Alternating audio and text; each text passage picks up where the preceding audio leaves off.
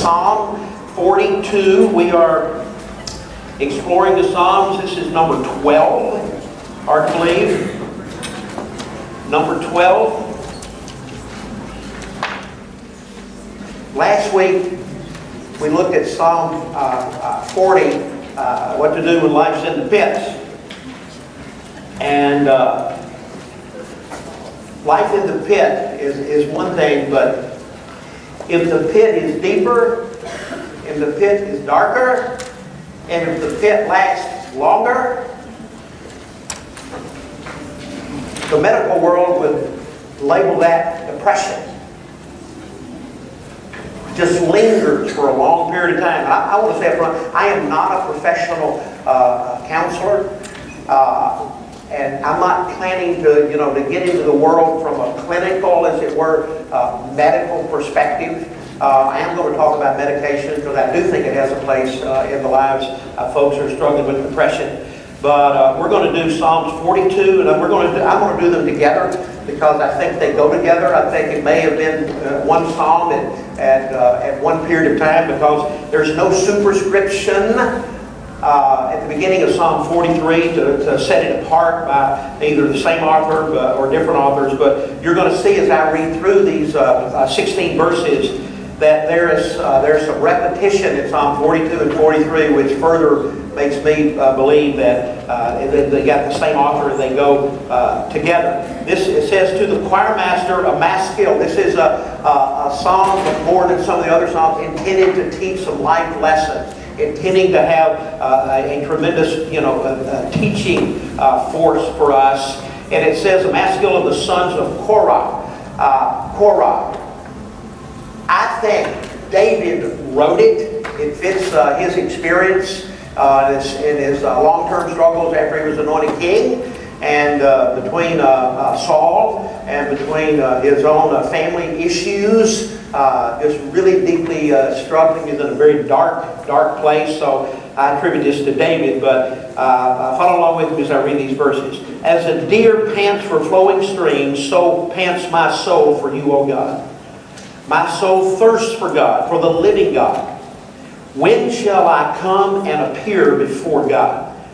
That's a question, and you're going to see a number of questions between here and the end of the reading. Lots of questions. My tears have been my food day and night, while they say to me all the day long, where is your God? These things I remember as I pour out my soul. How I would go with the throng and lead them in procession to the house of God, with glad shouts and songs of praise, a multitude keeping festival. And then notice in verse 5, it'll be repeated again in verse 11, and then in verse 5 in chapter 43. Why are you cast down, O my soul? And why are you in turmoil within me? Hope in God, for I shall again praise Him, my salvation and my God. My soul is cast down within me. Therefore I remember you from the land of Jordan and of Hermon from Mount Mizir. Deep calls to deep. At the roar of your waterfalls, all the breakers and your waves have gone over me. By day the Lord commands His steadfast love, and at night His song is with me. A song is with me, a prayer to the God of my life. I say to God, my rock, why have you forgotten me? Why do I go on mourning because of the oppression of the enemy? As with a deadly wound in my bones, my adversaries taunt me, while they say to me all the day long, where is your God? That same phrase was over in verse 3 just a moment ago. Then verse 11, repeated verse 5. Why are you cast down, O my soul? And why are you in turmoil within me? Hope in God, for I shall again praise Him, my salvation and my God. Vindicate me, O God, and defend my cause against an ungodly people, from the deceitful and unjust man. Deliver me, for you are the God in whom I take refuge. Why have you rejected me? Why do I go about mourning because of the oppression of the enemy? That was also repeated in verse 9 of the previous chapter. So I just think these goes together. Send out your light and your truth. Let them lead me. Let them bring me to your holy hill and to your dwelling. Then I will go to the altar of God, to God, my exceeding joy, and I will praise you with the lyre, O God, my God. And then for the third time, why are you cast down, O my soul? And why are you in turmoil within me? Hope in God, for I shall again praise him, my salvation and my God. Cast down, the Hebrew term that means to stoop or to sink. When you connect it, why are you cast down, O my soul? He's basically asking this question: why are you depressed?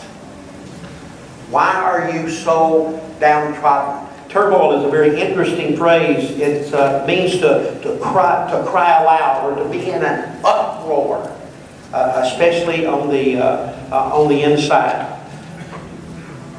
Depression is is growing, and I'll give you some numbers in a minute. And I might even say it's epidemic in our country. Much more so than in most industrialized countries on the planet. We are far more depressed than most. It comes in many different forms. I think the causes are usually very complex.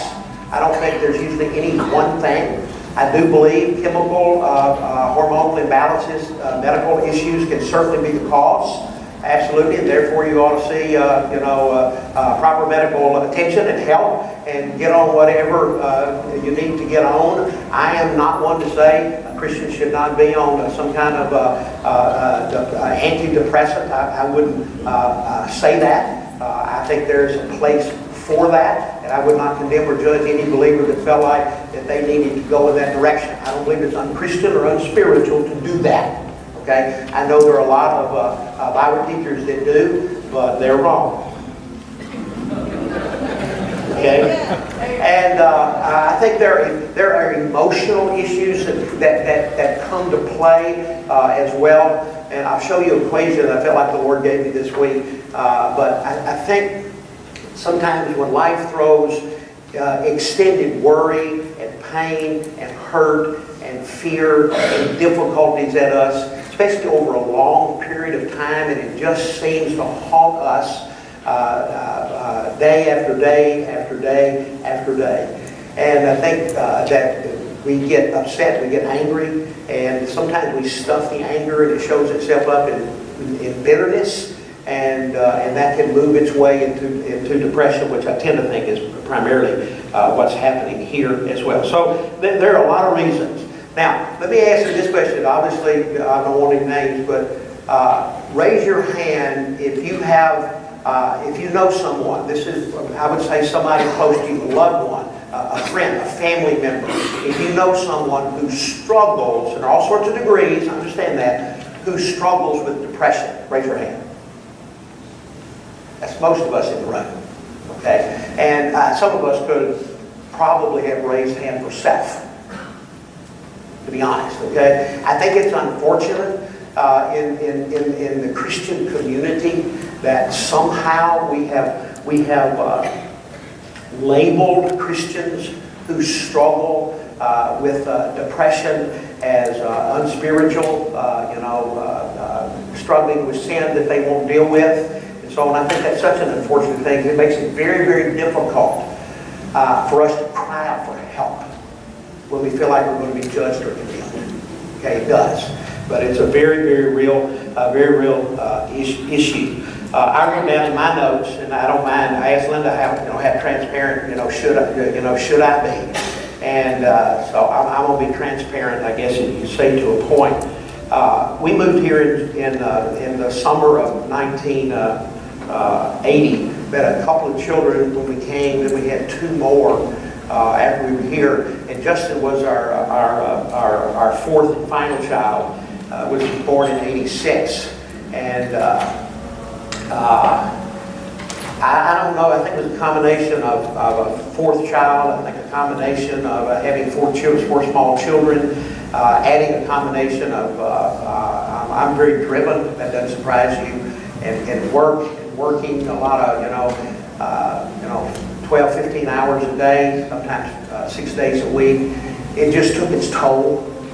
It just took its toll, and I struggled for a season with depression. And then, it departed for a while. And then in 1990, a few years later, I had another struggle. I lost a very, very dear friend that walked away from family and ministry, and it just rocked my world. It just rocked it. And I really struggled with depression over a number of months. And you add to that, I discovered back then, years ago, that I had sleep apnea, and I really wasn't getting good sleep, and so I was living in a regular state of exhaustion and fatigue, which makes us susceptible to just about anything when you're just exhausted and worn out all the time. And then in 2008, after our oldest son passed away, once I got through the intense grief process over several months, and then I moved into a real state of struggle and depression for a season as well. And then, very common when you have heart-related issues, and in 2011 I had 4 bypasses, and once I got through the physical aspects of that in December, January, February, March, it's not uncommon for folks who have heart issues. I moved into a season of depression as well. So I don't mind, admitting, to you that this has been a season for me as well. Okay, in my journey as a Christian and my journey as a pastor, I hope you won't judge me on that, but it's just true, and a struggle in my life. But I don't feel like I'm alone. Okay, I want you to look. I got a few verses. I wish we had time to go into all of these, but Moses. Okay, now listen. If I had to lead 2 to 3 million Israelites, okay, from one country to another, I would probably start in a state of depression. All right. But Moses was trying to do everything himself. And just in these 2 verses in Numbers, Moses just cries out, I am not able to carry all this people alone. The burden is too heavy for me. If you will treat me like this. Now he's talking to God. Okay? Kill me at once. If you really love me, if I really am bringing you pleasure and favor, then do me a favor. Kill me. Okay, that I may not see my wretchedness. Okay, and then next, Elijah, who represented God on Mount Carmel, taking on the prophets of Baal and defeating them, and with God's help in one fell swoop. And then one woman gets after him. One woman gets after him, Jezebel. Okay, and he runs to the hills. Okay, and he finds a cave and he hides. But himself, they journeyed into the wilderness and came and sat down under a broom tree, and he asked that he might die, saying, it's enough now, O Lord, take away my life, for I am no better than my father. God just killed me. He was just worn out. He had eaten, he was physically exhausted, and which made him susceptible. Next, there is Jonah. God's chosen prophet. He ran, from God's will, and God had him swallowed up in a whale and then had him regurgitated out on the shore. He said, I need you to go and tell the people of Nineveh, whom you hate, and I know you hate, but I love them, and I want to reach them, and I want you to go give them my message of salvation. And he went, praying. I pray that all of them will say no, that they'll all reject God and go to hell. Well, they did. It was a huge revival, one of the biggest reported revivals of all time.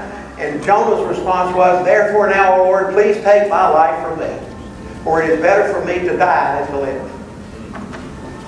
God's just not doing what I wanted to do. And then next is Job.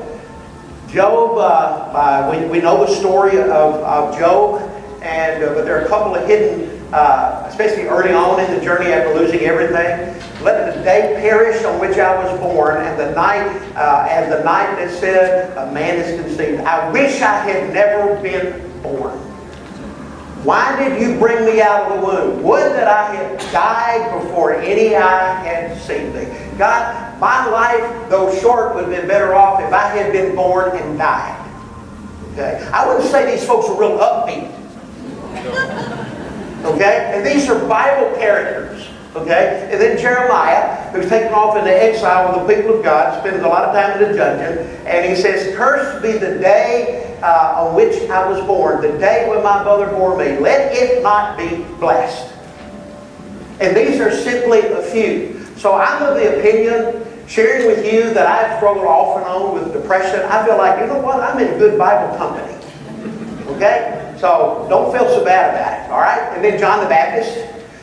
Depending on who you read, and you look at the life of Jesus, especially in the last week of the life of Jesus, the Passion Week, which David has started through this morning in Mark 14, and especially the Gethsemane experience, I will admit I wondered at times when he was distressed and troubled of soul, exactly the extent that went in the life of Jesus. But again, it's just a common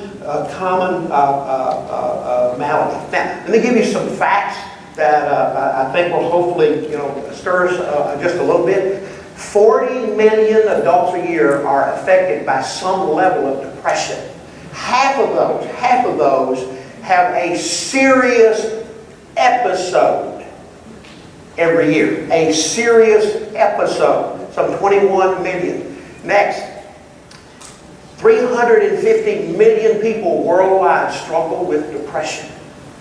350 million. What's the cost of this? Of folks not being able to function, as it were? $210.5 billion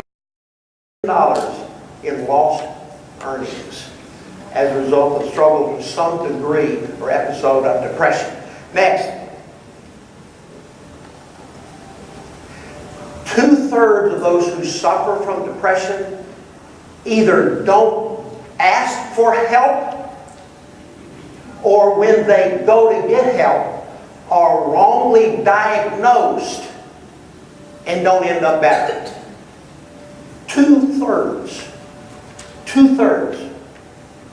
Can you imagine the fortitude that it takes for folks, in many cases, especially if they're Christian, just to be willing to reach out and say, "I need help," and then to be wrongly diagnosed? Next, 20% of us will be impacted. That means 1 in 5 in this room. 1 in 5 will be impacted. Your spouse, a child, a mother, a father, a close friend will be impacted by someone. In fact, almost all of you in the room raised your hand when I asked you if you knew someone that you were close to. Most hands in the room went up, so that number may be small. And then last is the number 2 cause of death in ages 15 to 44 is suicide. And a lot of those, not all, but a lot of those depression related, when you just get so deep, so long, so dark in the hole, you just don't see a way out. And you feel like you and everybody else is better off if you're not here. This is real. This is real stuff. And I think this is part of what David is struggling with here. The 1 in 6 Americans is on some medication of antidepressant. 1 in 6. What they're on and how long they've been on it and the dosage, all that may vary, but it's a very real issue. Okay, one of my hopes this morning was to give those of you who are, or you have a loved one or friend who is, yes, I am trying to give you permission to say, it's okay to get help.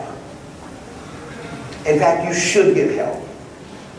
And hopefully, get out of that deep, deep darkness, okay? I think part of what David is struggling with here, again, I'm not getting into the chemical side of it. I think part of what David is struggling with here is he'd been on the run. He was physically exhausted. Who knows how well he had eaten. At times, he was isolated and alone. And he was deeply struggling that he was not being able to fulfill what God had called him to be, and that was the king of Israel.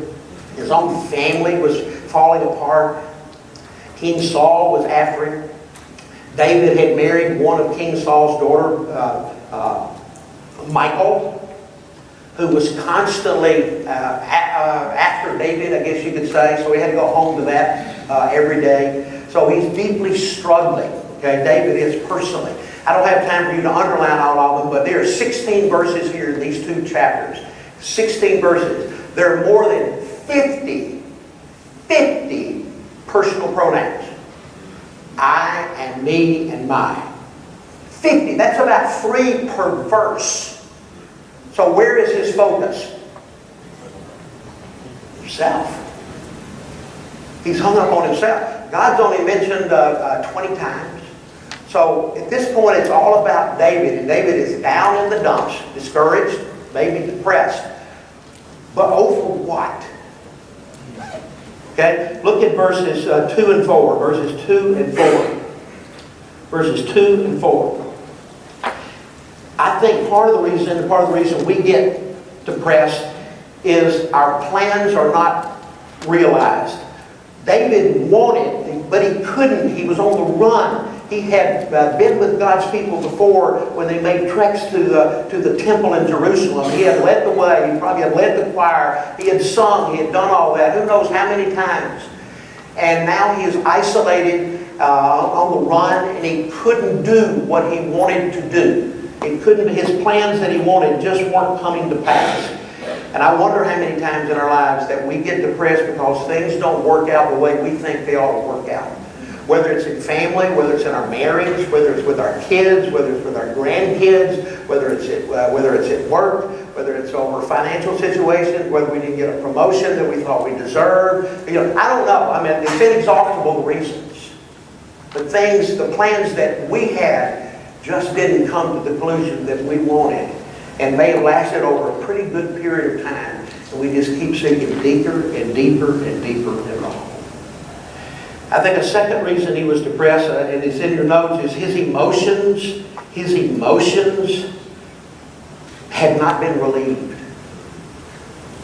And sometimes these can be more personality related. People that are more phlegmatic and melancholic type personalities, which probably 30% of our society are. They have a greater tendency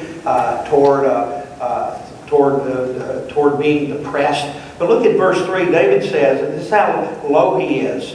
My tears have been my food day and night. I just don't think that's a good diet. I just don't know how nutritious tears are.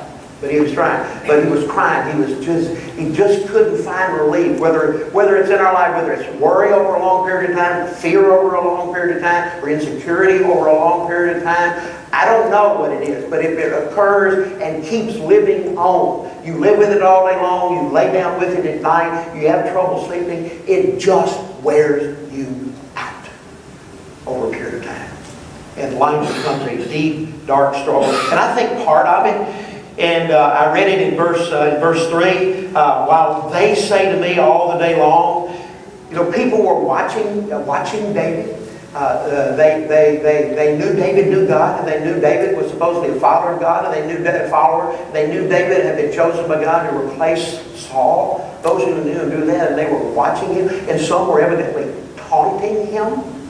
Where's your God? I thought you're his handpicked boy. Where is your God? This is the same thing that's in verse 9. Why do I go mourning because of the oppression of the enemy? Verse 10. My adversaries taunt me. They say, repeat to me all the day long, where is your God? Verse 1 of chapter 43. I got you to defend me, Lord. I need you to defend me against ungodly people, from the deceitful and unjust man who's after me. Verse 2. From the oppression. It's just relentless. People going after him. And maybe it was the very people, who loved him. And look at verse 7. He, having been there is a sense at times you just feel overwhelmed. And I think this is what David is trying to communicate in verse 7. Deep calls to deep. At the roar of your waterfalls, all your breakers and your waves hit the whole. He's just overwhelmed. Now, what strikes me in that verse is that he gives credit to God for the waterfalls and the waves. Your waterfalls, your waves. Just find that interesting. So he's depressed because what he wanted didn't work out. His plans were unrealized. His emotions, there just seemed to be no break in it. And then third, his questions remained unanswered. In these 16 verses, there are at least a dozen questions. When you get into a depressed state, your favorite word is why. Why? 10 times. 10 times. Look in verse 5. Why are you cast down? And why are you in turmoil? Look at verse 9. Why have you forgotten me? Why do I go mourning? Verse 11. Why are you cast down? Why are you in turmoil within me? Chapter 43, verse 2. Why have you rejected me? Why do I go about mourning? Verse 5. Why are you cast down? Why? I try to think, and if you know, catch me after the class. I can't remember one time when anybody in the Word of God asked God why that God ever answered.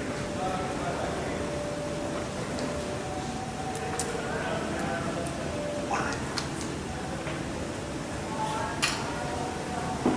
I hate this truth. God owes us no explanation. He is God and we aren't. He doesn't have to make sense.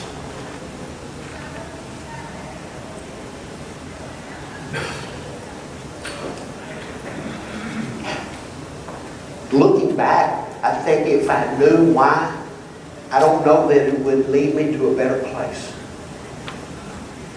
I don't know that it would.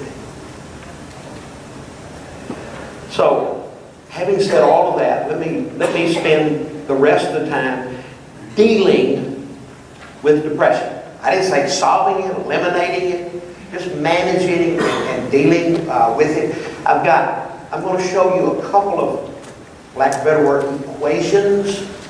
I read these by my wife, and sometimes I think she's the theologian in the home, not me. But I do know I married the Holy Spirit, so that's a good place to go. Okay? If you don't believe that, ask her. Okay? I want to walk you down a very simple equation, very simple, very straightforward. Okay? We get hurt. We suffer. We experience pain.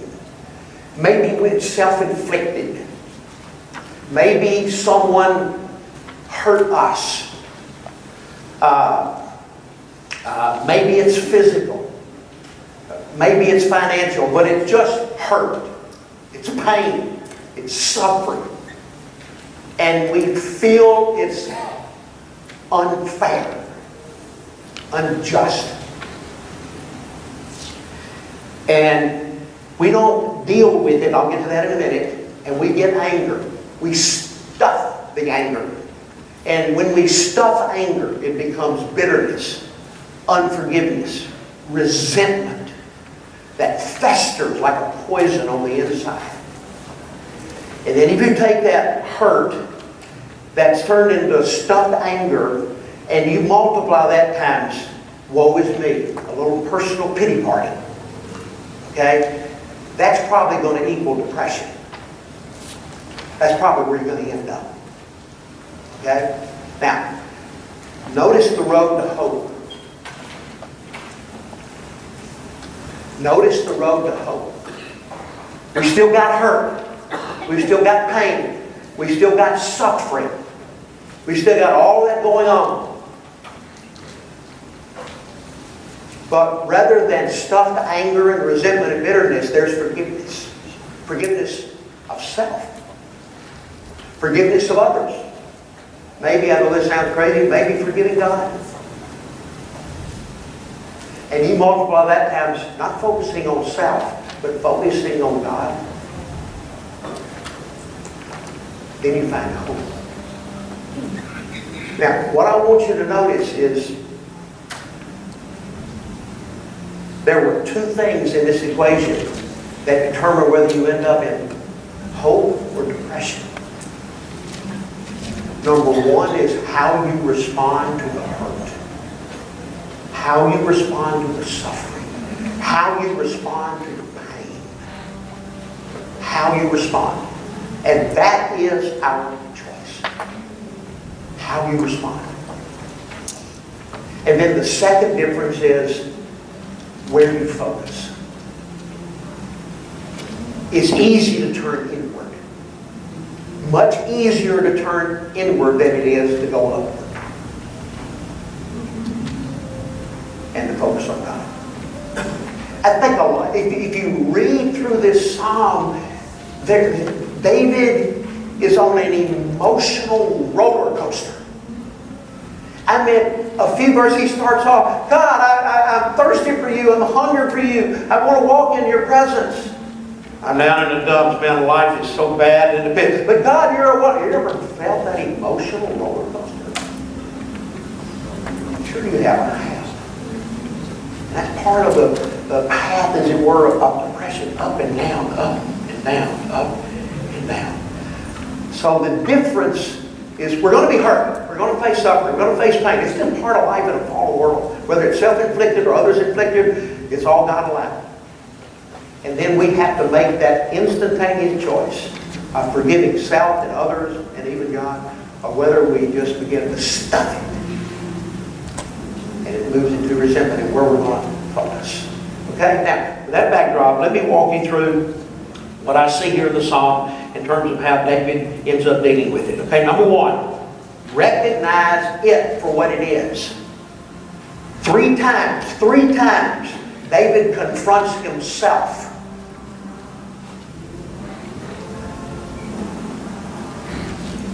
Let me make this statement and come back. Talk to yourself more than you listen to yourself. I know that sounds contradictory, okay? But David is talking to himself here. Why are you cast down? Why are you so depressed? Why are you down in the dumps? I'm not sure he didn't vocalize it. Because I don't know about you, but when I struggle with depression, my mind goes crazy. All sorts of thoughts in my mind.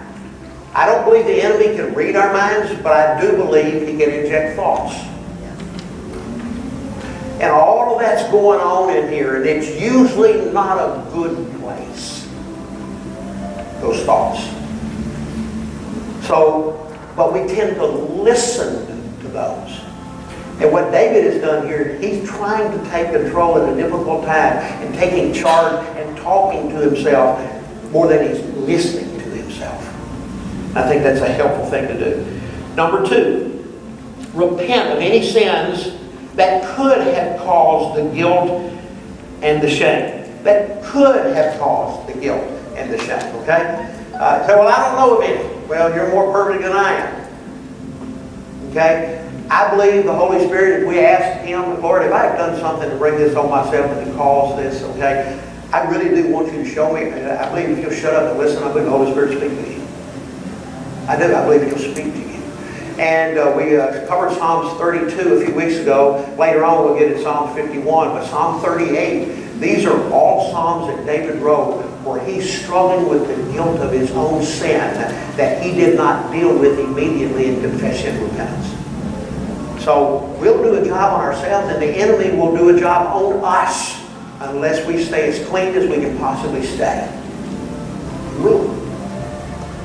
So deal with it. Now, David's, I think in his 90s, still living. One of the best books ever written on dealing with some of the difficult emotions of life, written from a Christian psychiatrist. Wrote 30 years ago called Healing for Damaged Emotions. Healing for Damaged Emotions. Outstanding book. Outstanding book. In his chapter on depression, he asked, How can I recognize the depression that comes from sin versus that which doesn't come from sin? That's a good question. That's a good question. Here is his answer. A concrete, specific feeling of guilt, which can be related to a particular, precise act or attitude, is generally a true and reliable feeling of guilt. And the emotions that follow can be real guilt and real depression for a real sin. That makes sense? However, a vague, all-inclusive umbrella of systematic self-accusation, general overall feelings of anxiety and condemnation, which cannot be pinpointed. These are generally signs of false guilt or just plain depression that has come from emotional or physical sources. Sin may lead to depression, but all depression does not come from sin. That's helpful to me. There is a difference. There is a difference. Okay? All right? Number 3, reconnect with God. That is not easy to do. Reconnect with God. In the opening verses, verses 1 and 2, verse 6, verse 8, verse 9, chapter 43, verse 2, 4. David is struggling. Yes, there's 50 plus personal pronouns here, but there are 20 references to God. He is in this battle of trying to get the focus off of himself and toward God, and that is a difficult battle to win. It's a difficult battle to win. David says in verse 9, "Why have you forgotten me?" Chapter 43, verse 2. "Why have you rejected me?" Because that's how we feel. That God has forgotten us. And that God may be angry at us and rejected us. But He isn't. I'll get to that in a minute. Number 4, rejoin God's people. The natural tendency is to isolate and to hide. I mean, there were times, and let me tell you, there were times in those struggles that I referred to during the years. The last thing that I wanted to do, especially on the weekend or on Sunday, was to get up and go to church.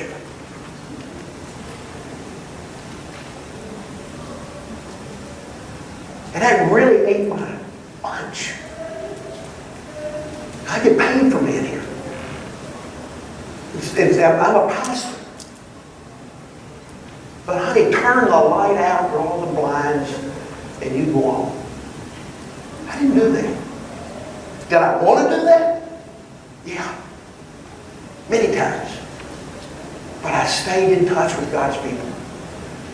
And there weren't many days, many hours that I was here on a Saturday night or a Sunday morning that somebody said, nobody knew. Why?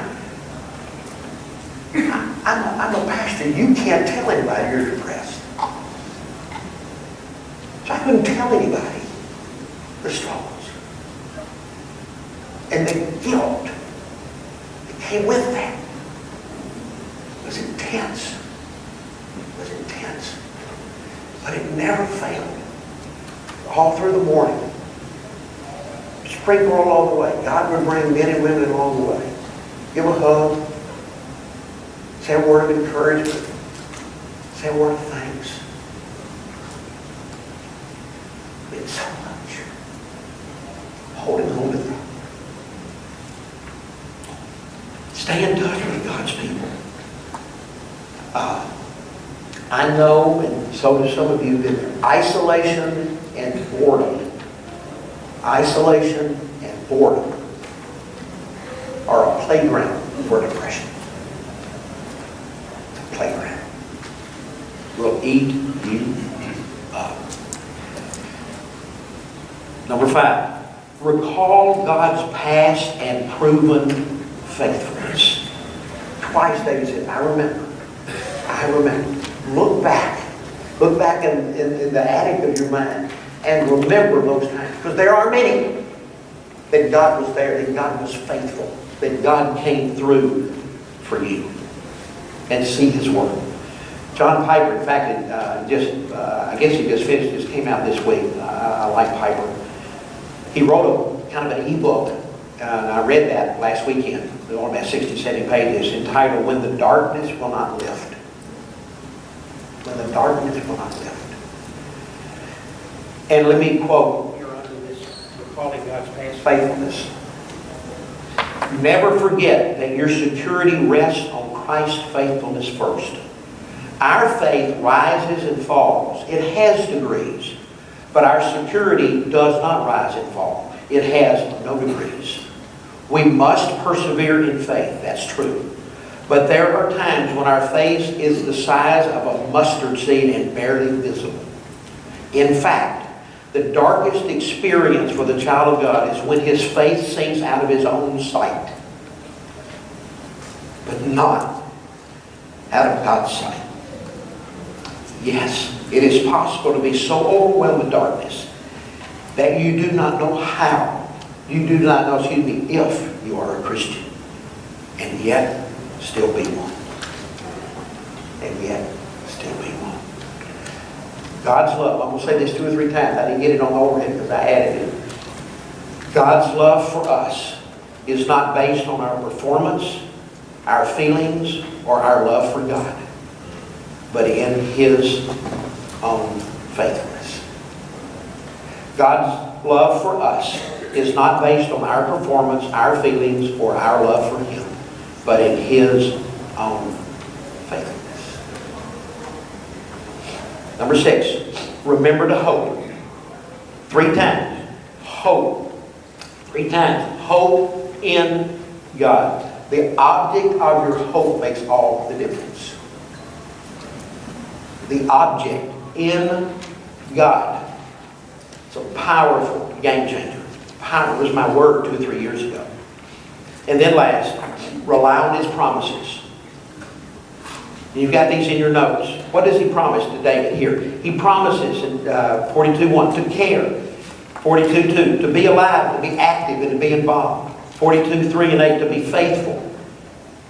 42:4, 43:4 to cleanse us and to forgive us.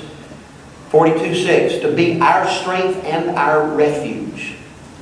Verse 43:3 to lead us. Notice what he says. To lead us. Send out your light and your truth. Let them lead me. Light shows you where to go. Truth shows you what to do. And that's what we need when we're down. We need light and we need truth. And I love in verse 8, the very end of verse 8, what a great phrase. The God of my life. Even when we're depressed, trust the God of my life. Now, I could add to this, try to get some sleep, try to rest, but don't live in bed. That won't help you. Get up and do something, give yourself away, serve. Eat better, eat healthy. Don't live on junk food. That ain't going to help you. It's not going to make you feel better. It's probably just going to make you fatter. Don't be afraid to seek professional help. Don't be afraid to seek it. I would encourage that be from a Christian provider. I would encourage that. Okay? And if that person recommends that you begin medication of some antidepressant, you will have to pray through that. But one teaching the lesson who's been there would say, do not feel guilty if you do it. It's okay. At least from my view. I know there are a lot of folks who would disagree with that. Okay? Just remember, He is the God of our life. Okay? Now, go to the read Psalm 46 daily. That's in addition to reading Philippians, since you don't have anything else to do. Okay? And then the questions for today, and then I'm going to have a word of prayer. And let me ask you, if you can, let's try to be out. We've got about 10 minutes. Let's try to be out a little bit before 11.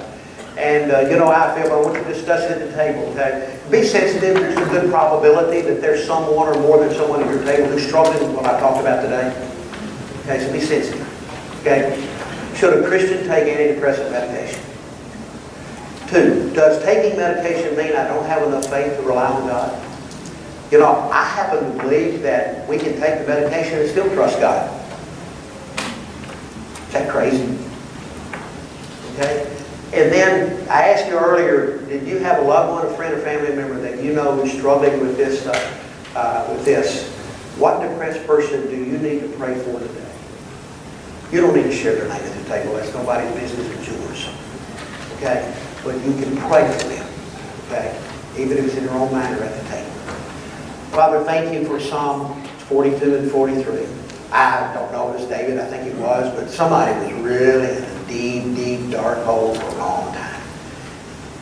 And they were back and forth. They were on a roller coaster. And there were a lot of reasons as they were there. But you're faithful.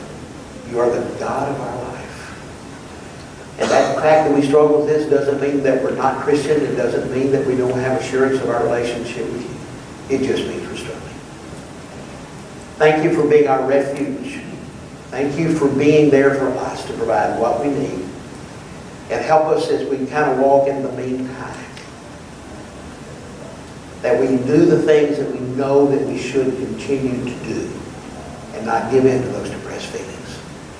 Bless the time of conversation around the table. Very sensitive subject. But one that we need to talk about probably more in the faith community. In Jesus' name we pray.